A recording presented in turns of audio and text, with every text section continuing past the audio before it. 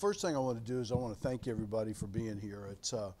I think it's really important for our program to get as much publicity, as much notoriety as possible. And obviously, trying to build on last year, the 2017 team, we got some huge goals for 2018. And like I tell our team, the preparation for training camp didn't start a couple of weeks ago. It started back in the middle of January when the guys came back from Christmas vacation, started the second semester. The training that goes on prior to spring practice, through spring practice, and then over the summertime, I think has been outstanding. A lot of years of coaching, and I don't know that I've seen a football team work any harder in preparation for the start of a season than this group of guys. We're blessed. We've got Chad Smith as the director of our strength and conditioning.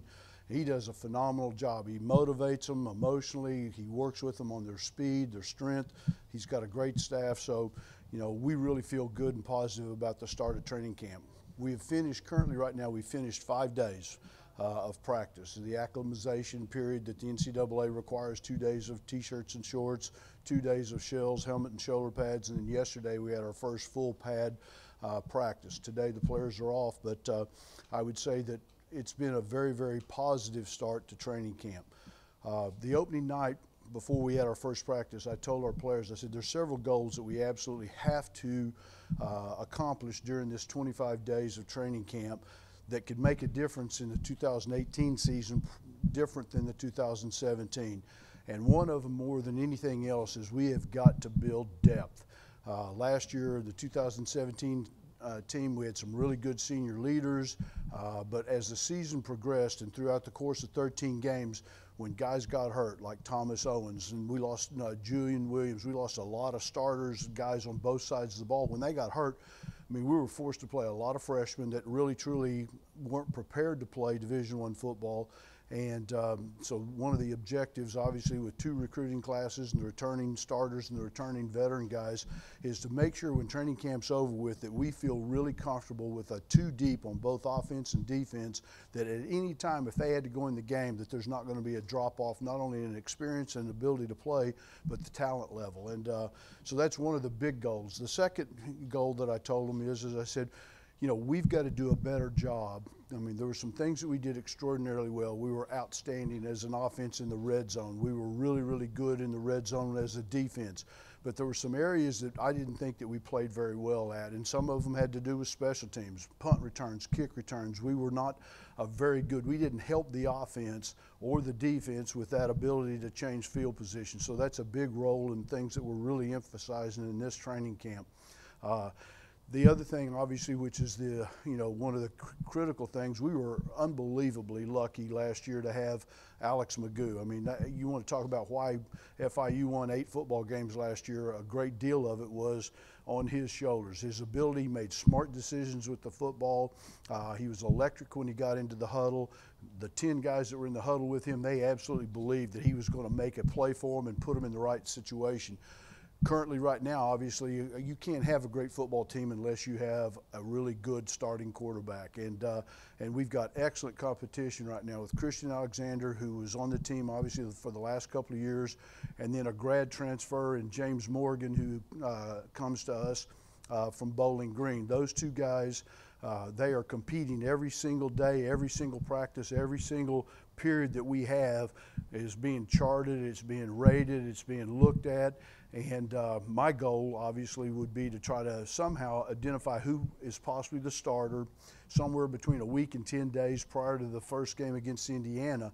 But I will tell you this, and this is a big part of it, we have got to develop a backup quarterback, because last year we were totally unprepared, as you could imagine in the bowl game, that when Alex went down, we weren't ready to go in and play at the same level offensively with a backup quarterback. So we're alternating those 2 quarterbacks with the first team and the second team throughout training camp, and it's a possibility that even through the first couple of games that we may continue to do that and give both of them an opportunity. But and they're competing good.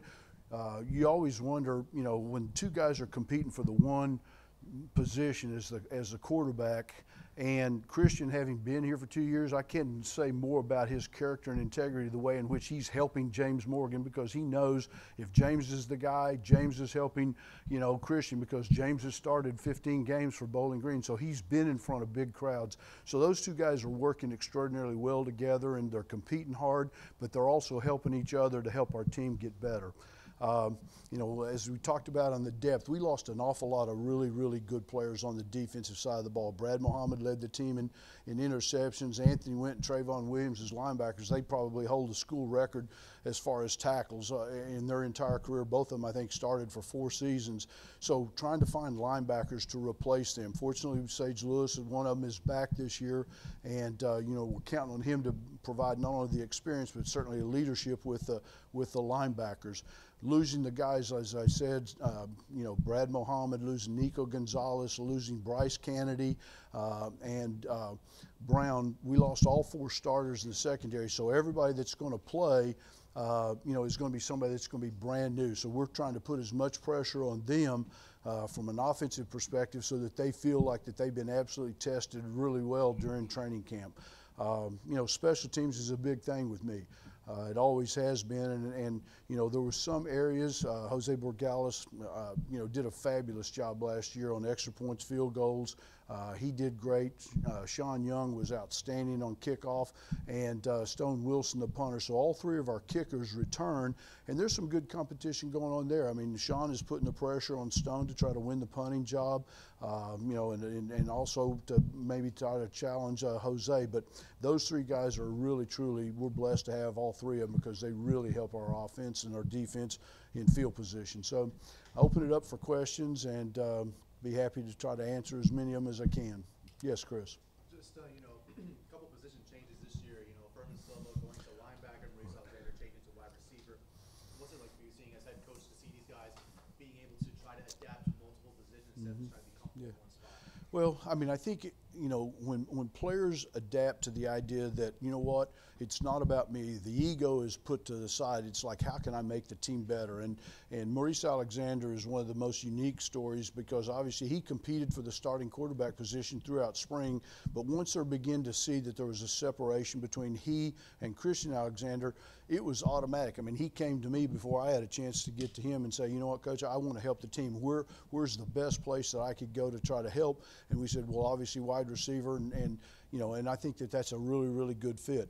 The same thing kind of with Furman, and when I approached him in the springtime, I said, we're losing Anthony Witt, we're losing Trayvon Williams, we're losing Fred Russ, who was the backup to both of those guys, and I said, we really need some help. We need an experienced veteran guy that's been in games, and he's been a starter for the previous 2 seasons, so he's got great football knowledge, and I think he's got the athleticism to be able to be a really, really good linebacker. It's a learning curve for him. I mean, every practice during the spring and every practice during training camp, you can see him get a little bit better, and start to understand, what it's like to go backwards as opposed to go forwards to the quarterback.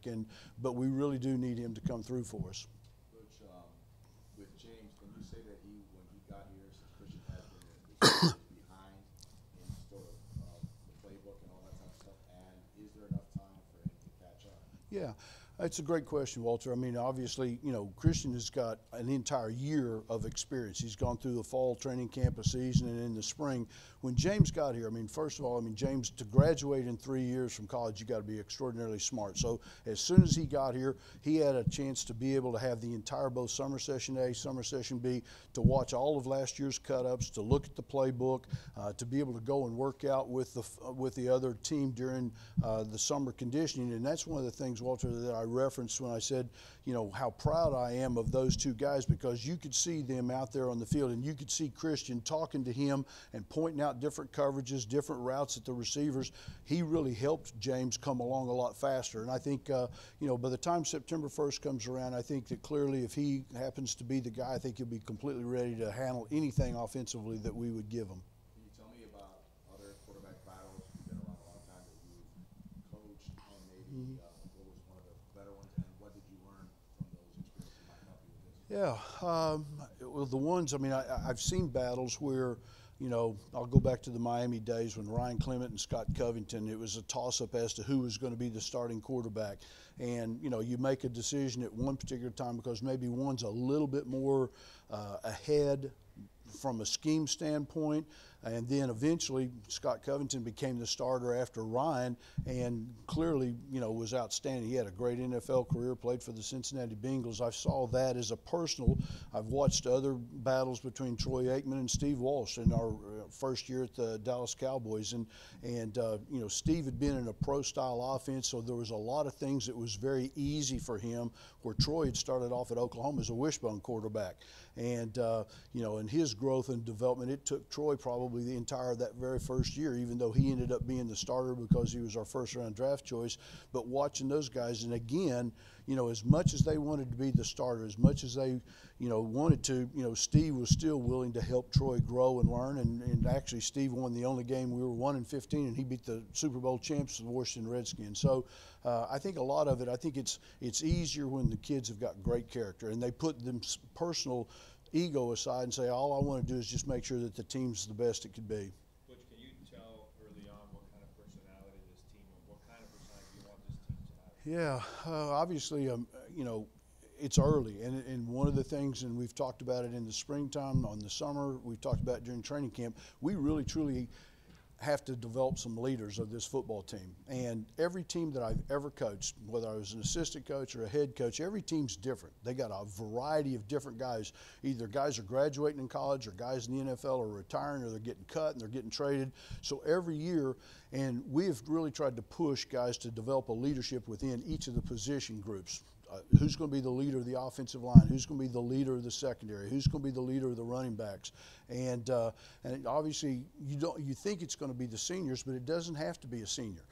It has to be somebody that sets the standard of accepted performance, the way in which they prepare, how much film do they watch, how much do they encourage the other guys on the team, how electric are they? Are they always prepared to play? And then obviously by example, then they become leaders. They don't have to be vocal. It's not the guy that screams and yells and becomes a cheerleader on the practice field, but they need to exhibit leadership by a way in which that they approach, you know, playing. And we're still in that mode, because losing Anthony Went, losing Thomas Owens, losing, you know, Alex Magoo, I mean, we lost a lot of guys that were electric leaders. And I think before we get to September 1st, I think we're going to have a good leadership. There's also a lot of depth at running back. Yeah. What type of style do you think you can play with this club? I know you're still battling that. Sure. Well, the one thing about our running back situation, I absolutely love it. You can't have enough of those guys, because every possession, regardless of whether it's 4, 5, or 6 plays, or maybe it's potentially 12 plays, you want fresh guys in, whether it's in that one particular drive, and maybe it's a 9-play, 10-play drive, and we score a touchdown. The next possession, we'd like to have a fresh guy in. I was blessed, obviously, at Miami when we had a lot of running backs with Willis McGay and Clinton Portis and Jarrett Payton. I mean, we had a bunch of guys, James Jackson, and the best thing we did was rotate those guys in, give all of them opportunities to play, and not only are they fresh, but they also stay healthier. And you take the burden. I don't want to have a running back that gets 350 carries, because his career is probably going to be over with in about 2 years. This way, I think we take care of talented players. Which, you go up and down this roster, there's a lot of R's on there, whether it's juniors or freshmen, a lot of underclassmen. Sure. Does this group play on the practice field as young as they look on the roster? That's a great question. We are still a very young football team. We lost 21 seniors last year, and the good news was all 21 of them graduated. But we've got some holes to fill, and the possibility of redshirt freshmen and true freshmen, opportunities for them to earn those spots. What you have to do from a coaching perspective is you cannot overload them mentally, because if you overload them mentally, then it negates their God-given athletic ability and ability to just go make plays. So we have to be cautious about how much we install each day. We've got to get the entire playbook put in before the Indiana game, but we don't have to put it all in the first 4 or 5 days. Make sure that they feel confident, comfortable, that they know exactly what to do, because once they know what to do, then their athletic ability gets a chance to shine. When you look at this roster and you look at your schedule and compare the two, is it favorable? Because it seems like you have a lot of your tougher games at home this year Yeah. for a group this young.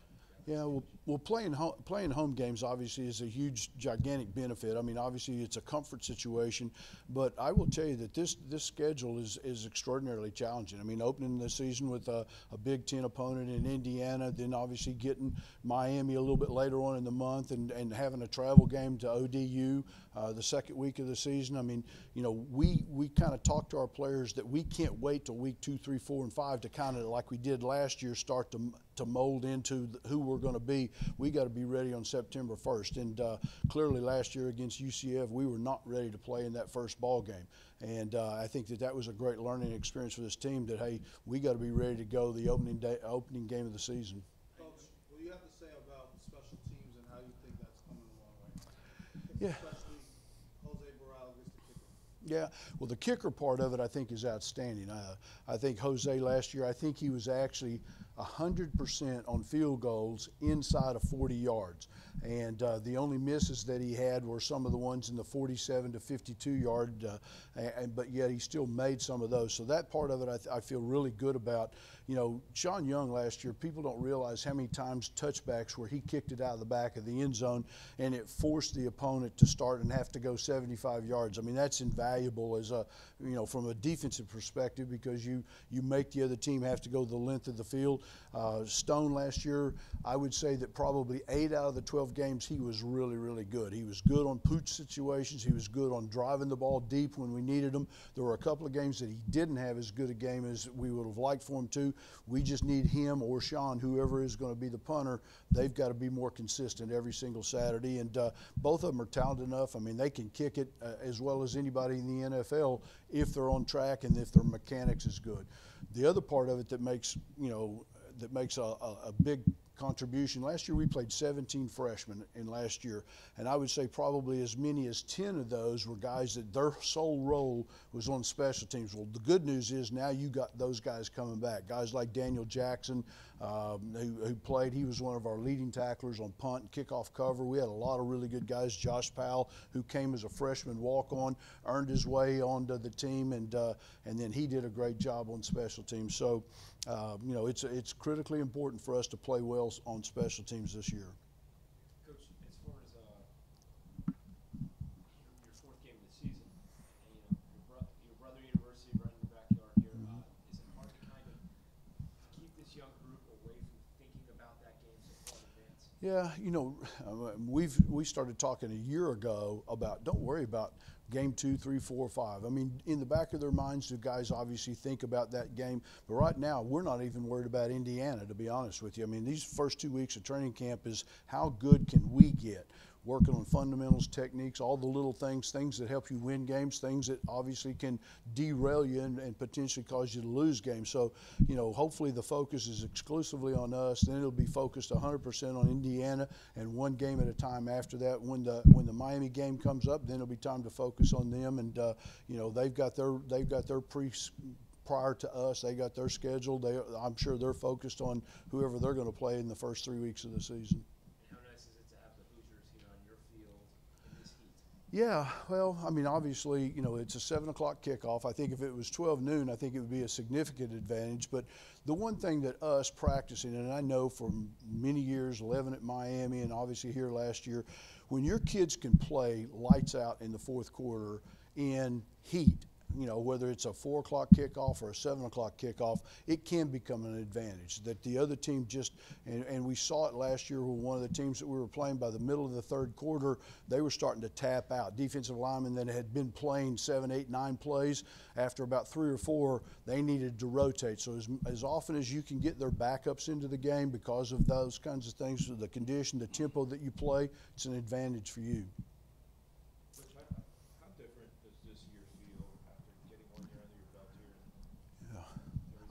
Yeah, you know, year 2, I think you feel significantly more comfortable. I mean, at this stage last year, we had not played one game with any of these players, and you didn't know how they were going to react in front of a crowd, on television. All of a sudden, the training wheels are off. There's no more coaches in the huddle giving you little tidbits and tips about like what you're supposed to do. It's like, you know, and now that we've seen them play 13 games, the guys that are returning, you have a pretty good perspective as to exactly what you can expect them to play, and you know, and so you feel significant. significantly much better. And the kids feel, I think, a lot more confident because now they've gone through the system. They've gone through one training camp, one spring practice, one season, then a second training camp. So they're a lot more familiar with what we're asking them to do.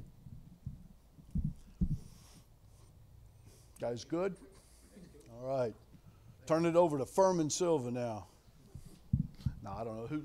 Kerwin's got it. Guys, again, thank you very much for being here.